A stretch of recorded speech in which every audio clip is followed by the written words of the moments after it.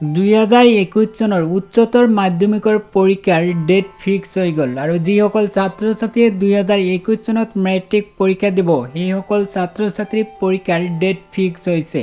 পৰীক্ষাৰ date fix হৈছে, লগতে ৰেজাল্ট কেতিয়া দিব ডেট ফিক্স হৈ গ'ল। জানুৱাৰী মাহৰ 2 তাৰিখে শনিবাৰে এই নতুন আপডেট আহিছে। এই ভিডিঅ'ত কম সময়ৰ ভিতৰতে ইম্পৰ্টেণ্ট পইণ্টখিনি জনাই দিয়া হ'ব, ভিডিঅ'টো স্কিপ নকৰিব। যদি আপুনি এই চেনেলত প্ৰথমবাৰৰ বাবে ভিজিট হৈছে তেতিয়াহ'লে এই চেনেলটো এতিয়াই ছাবস্ক্ৰাইব কৰক, লগতে এই ভিডিঅ'টো এতিয়াই লাইক কৰক।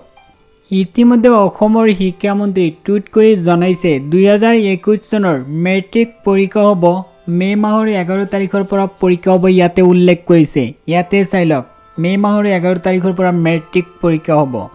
তাৰপিছত ইয়াতে উল্লেখ কৰিছে এইচএছ ফাইনেল পৰীক্ষা হ'ব মে মাহৰ 12 তাৰিখৰ পৰা পৰীক্ষা হ'ব। ইয়াতে চাই লওক, higher secondary examination from 12th মে বুলি লিখিছে। তাৰপিছত ইয়াতে উল্লেখ কৰিছে ৰেজাল্ট দিব। ইয়াতে চাই লওক, মেট্ৰিক পৰীক্ষাৰ ৰেজাল্ট জুলাই মাহৰ 7 তাৰিখে দিব। তাৰপিছত এইচএছ ফাইনেল পৰীক্ষাৰ ৰেজাল্ট জুলাই মাহৰ 30 তাৰিখে দিব, এইটো উল্লেখ কৰিছে। ইয়াতে চাই লওক, 3:05 মিনিটত এই কথা টুইট কৰি জনাই দিছে। ইয়াতে চাই লওক, এইটো টুইট কৰি জনাই দিছে। যদি আৰু কিবা নতুন আপডেট আহে ভিডিঅ'ৰ জৰিয়তে অতি সোনকালে জনাই দিয়া হ'ব। যদি ভিডিঅ'টো ভাল লাগিছে লাইক কৰিব, শ্বেয়াৰ কৰিব।